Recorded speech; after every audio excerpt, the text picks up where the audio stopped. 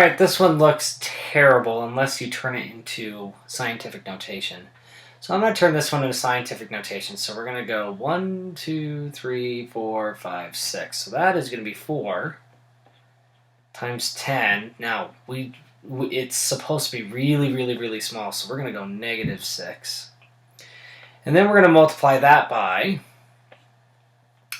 I'm going to use Collier notation instead of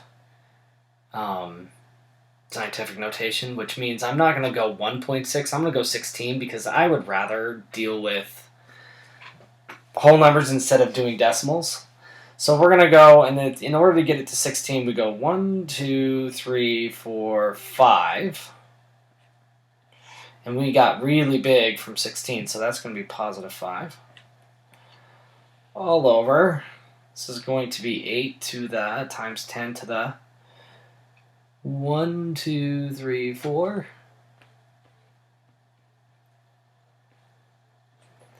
And then this one is going to be 2 times 10 to the negative 3.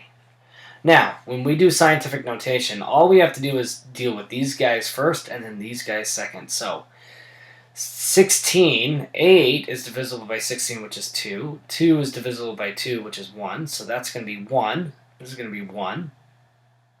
So the actual whole number that we're dealing with is just 4, because 4 times 1 divided by 1 is just 4. And then times, now this is going to be negative 6 plus 5, which ends up being 1. So if you have 10 to the negative 6, now this is what I'm doing.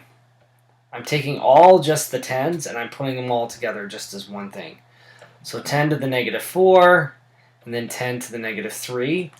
So if I deal with all of these, I'm going to bring him down, bring him up, bring him up, and bring him up. Well, keep him up because he's not negative. So then you end up getting 6 of these. 5 of these go away with 5 of these. And then 1 of these goes away with 1 of these. So you have 10 cubed, 10 cubed. So 10 cubed times 10 cubed is 10 to the 6th. Since we started off non-scientific notation, let's end off non-scientific notation. So 1, 2, 3, 4, 5, 6. And so there's our answer.